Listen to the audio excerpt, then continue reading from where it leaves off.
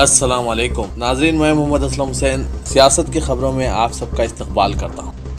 Indian union मुस्लिम league ने supreme court में एक हलफनामा दाखिल करके मजहबी निशानात और मजहबी नाम इस्तेमाल करने वाली सियासी जमातों पर इलेक्शन लड़ने पर पाबंदी लगाने और इनकी शिनाख्त मनसूख करने की दरख्वास्त की मुखालिफत की है। अपने हलफनामे में इंडियन यूनियन मुस्लिम लीग ने अपनी 75 साल तारीख का हवाला देते हुए इस अर्जी को खारिज करने को कहा है कि हम सेक्युलर हैं। हमारी पहचान सिर्फ इसलिए मनसूख ना की जाए कि जमात का नाम मुस्लिम है और झंडे में आधा चांद और एक सितारा है। IUML ने कहा कि हमारे केरला लोकल बॉडी में 100 से ज़्यादा मेंबरान हैं, जिनमें हिंदू और सिख शामिल हैं। केरला के साबिक वज़ीर ET मोहम्मद बशीर की वजह से रियासत में संस्कृत यूनिवर्सिटी खोली गई।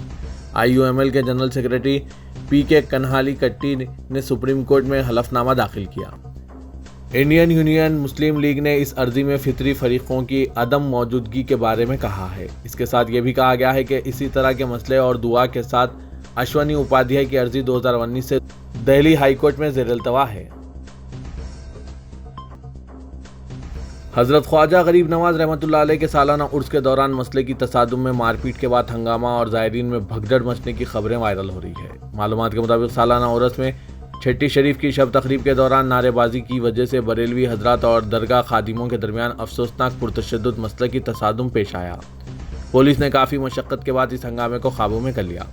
एक शख्स को गिरफ्तार भी किया गया। इसके अलावा दरगाह के अतराफ पुलिस सिक्योरिटी सख्त कर दी गई। बताया जा रहा है कि पुरतशद्दुद तसादुम की इब्तिदा बरेलवी हजरात के हामियों के जरिए ज़ोर ज़ोर से नारे लगाने की वजह से हुई। दरगाह खादिम इस नारे से नाराज़ थे, जिसकी वजह से मुसलमानों के दोनों ग्रुप के दरमियान यह हंगामा पैदा हुआ। अपोजिशन की ताकत के मुजाहरे में कई कौमी और इलाकाई जमातों के कायदीन ने बर्फबारी और कड़ाके की ठंड का मुकाबला करते हुए जम्मू कश्मीर के श्रीनगर में राहुल गांधी की यात्रा के अख्तिताम पर मुनक़िदा रैली में कांग्रेस कायदीन के साथ शिरकत की।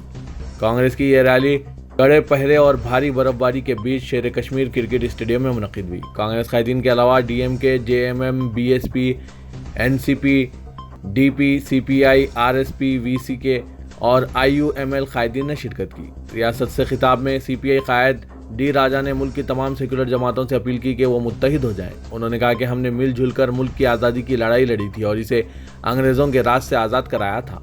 तमाम सेकुलर जमातों को मुत्तहिद हो जाना चाहिए ताकि मुल्क को BJP राज से आज़ाद कराया जाए। साबिक चीफ मिनिस्टर जम्मू कश्मीर और नेशनल कॉन्फ्रेंस कायद उमर अब्दुल्ला ने साबिक सदर कांग्रेस राहुल गांधी से कहा कि वो मुल्क में मगरिब ता मशरिक़ एक और यात्रा निकालें। उन्होंने कहा कि भारत जोड़ो यात्रा की इस आखिरी तकरीब में मैं अपनी तरफ से मेरे वालिद और मेरी पार्टी की तरफ से राहुल गांधी को मुबारकबाद देता हूँ। ये यात्रा कामयाब रही।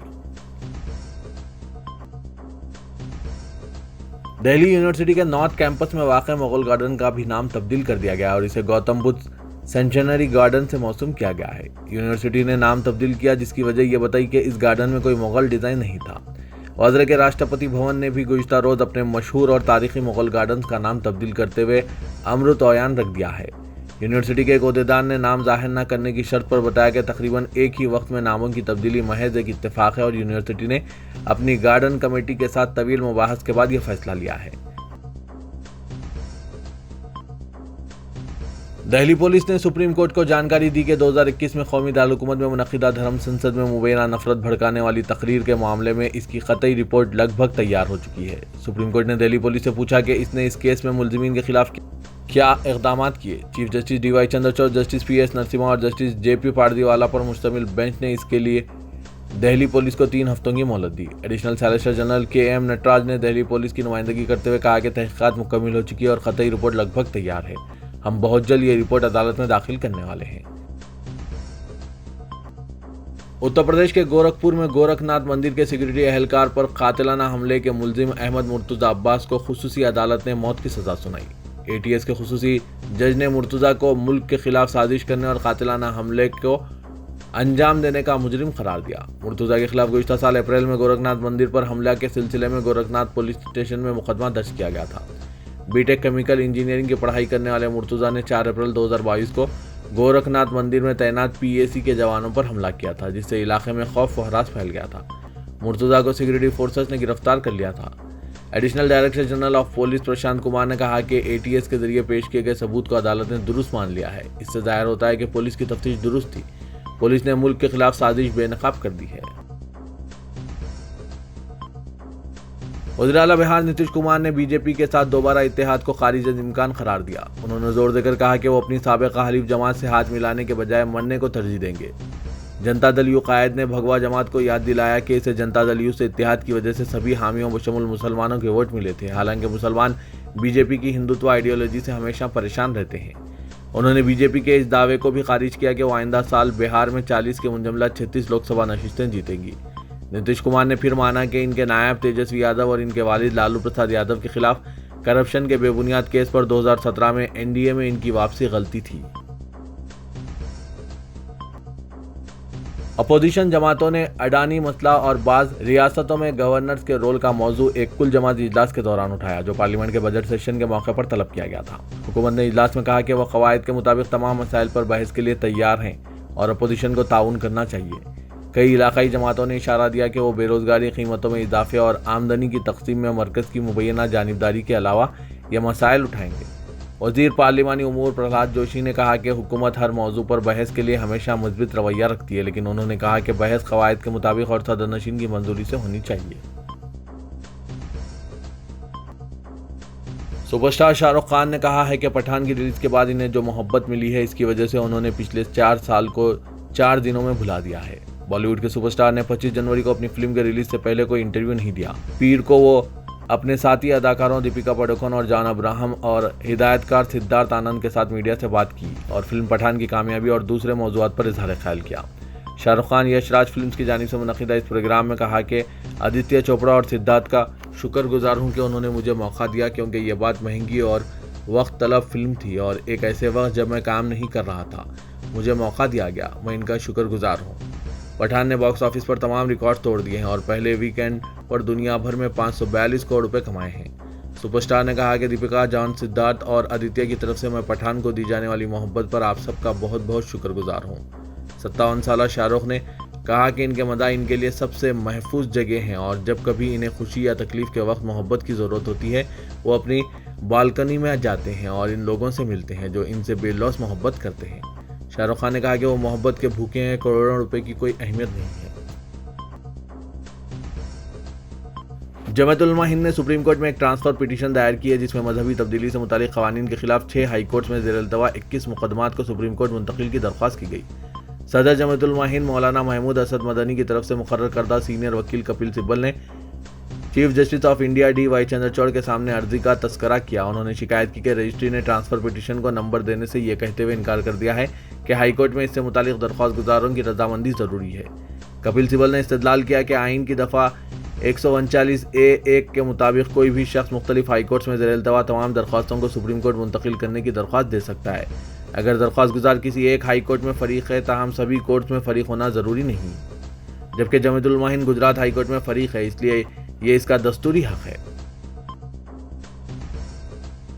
तुर्की के सदर रजब तैयब एर्दोगान ने इशारा दिया है कि अनकारा नाटो में फिनलैंड को शामिल करने की इजाज़त देगा, लेकिन स्वीडन के दाखिले को रोकेगा। ये बात एक ऐसे वक्त कही गई जब हाल ही में स्वीडन में कुरान मजीद की बेहुरमती के वाक़यात पेश आए हैं। तुर्की और हंगरी 30 रुकनी नाटो के 2 मुल्क हैं जिन्होंने अब तक फिनलैंड और स्वीडन की दरख्वास्त को मंजूरी नहीं दी। तैयब एर्दोगान ने टेलीविज़न पर पेश की गई तकरीर में कहा कि हम फिनलैंड को एक अलग पैगाम दे सकते हैं और हमारे पैगाम से स्वीडन सख्ते में आ जाएगा। तेलंगाना रियासती बजट बढ़ाए 2023-24 पर गवर्नर तेलंगाना डॉक्टर तमिलिसाई सौंदरराजन और भारत राष्ट्र समिति हुकूमत के दरमियान तातुल को हाईकोर्ट की तजवीज़ पर बातचीत के जरिए काबिल कबूल तरीके से हल कर लिया गया। बजट की मंजूरी के लिए गवर्नर को हिदायत देने की ख्वाहिश करते हुए रियासती हुकूमत की जानिब से दाखिल करदा दरख्वास्त की समाअत के दौरान अदालत ने दोनों फरीकीन को तजवीज़ पेश की कि वो बातचीत के जरिए मसला हल करें। अदालत की इस तजवीज़ पर सरकारी वकील दुष्यंत दोयन और राजभवन के वकील अशोक आनंद ने बातचीत की। इस बात का फैसला किया गया कि गवर्नर बजट को मंजूरी देंगी और रियासती असेंबली का सेशन इनके खुतबे से शुरू होगा। दोनों फरीकीन के वकील ने इस बातचीत के बाद अदालत को इस बात से वाकिफ करवाया, जिसके बाद हुकूमत लंच मोशन पिटीशन से दस्तबरदार हो गई और इस केस को मुस्तरद कर दिया गया। दोनों फरीकों की जानिब से अपने मौक़िफ़ में नरमी के बाद इस तनाज़े को हल कर लिया गया है। हुकूमत गवर्नर के खुतबे के साथ बजट सेशन मुनक़िद करने पर राज़ी हो गई, जबकि गवर्नर ने बजट की मंजूरी से इत्तफ़ाक़ किया। बीआरएस के कारगुजार सदर व वजीर वल्दी नजमनस तारक रामाराव ने बिलवास्ता तौर पर गवर्नर के निज़ाम को बर्खास्त कर देने की वकालत की। सरसले में मीडिया से बात करते हुए तारक रामाराव ने रियासती गवर्नर तमिलिसाई सौंदरराजन का नाम लिए बगैर इन्हें शदीद तनकीद का निशाना बनाया। उन्होंने कहा कि दस्तूरी ओहदे पर फायद रहने वाले गवर्नर सियासी बयानात दे रहे हैं और राजभवन को सियासी मरकज में तब्दील कर दिया गया। इस तरह की हरकत से बाज आने की जरूरत है। उन्होंने कहा कि राजभवन में वज़ीर-ए-आज़म की तस्वीर लगाई गई है। उन्होंने कहा कि जब गवर्नर का मुंतखबा ओहदा नहीं होता तो वो किस तरह सियासत कर सकते हैं। उन्होंने याद दहानी कराई कि नरेंद्र मोदी जिस वक्त गुजरात के चीफ मिनिस्टर थे उस वक्त उन्होंने ही कहा था कि सियासी कायदीन को गवर्नर ना बनाया जाए, लेकिन अब खुद उन्होंने राजभवन को सियासी आम जगह बना दिया है। तेलंगाना के वज़ीर आला के चंद्रशेखर राव ने 3 फरवरी से शुरू होने वाले असेंबली के बजट इजलास की तैयारियों और मुख्तलिफ महकमों को बजट मुख्तस करने के सिलसिले में रियासती वज़रा और आला ओहदेदारों के साथ एक इजलास मुनक़्क़िद करते हुए जायजा लिया। इस इजलास में वजीर फाइनेंस हरीश राव, वजीर इमारत विश्वरा वी प्रशांत रेड्डी, महकमा फाइनेंस के आला ओहदेदार और दूसरे मौजूद थे। ज़राए के मुताबिक इस इजलास में 3 फरवरी को गवर्नर के खुतबे से असेंबली के बजट इजलास का आगाज़ करने पर गौर किया गया। गवर्नर के खुतबे के साथ बजट पेश करने की तारीख और वक्त भी गौर खस किया गया। ज़राए के मुताबिक 3 फरवरी को 12:10 पर असेंबली में बजट पेश किए जाने का इम्कान है। इस मरतबा रियासती बजट 3 लाख करोड़ का हो सकता है। शहर हैदराबाद की 15 असेंबली नशिस्तों के लिए तमाम सियासी जमातों और पार्टी के टिकट के दावेदारों की जानिब से आवाम के दरमियान पहुंचने का सिलसिला शुरू हो चुका है और वो अपने अपने हल्के जात असेंबली में आवाम के दरमियान पहुंचने लगे हैं।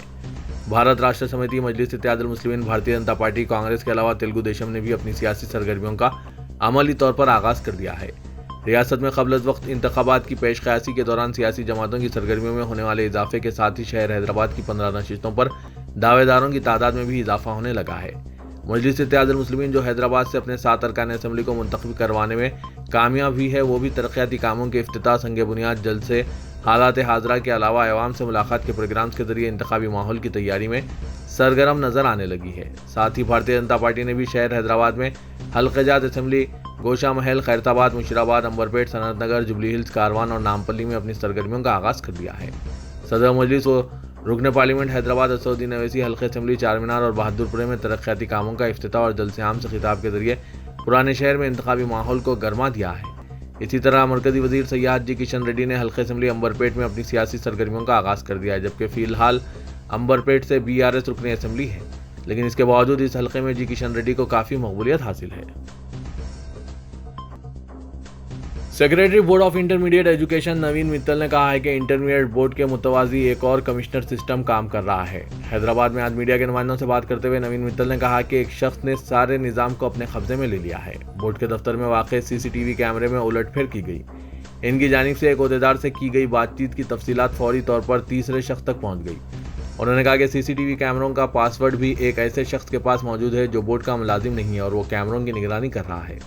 पर्चों की ऑनलाइन जांच की मुखालिफत का हवाला देते हुए नवीन मित्तल ने कहा कि मैनुअल जांच के जरिए रुकूमात हासिल करने वाले अफराद ऑनलाइन जांच की मुखालिफत कर रहे हैं।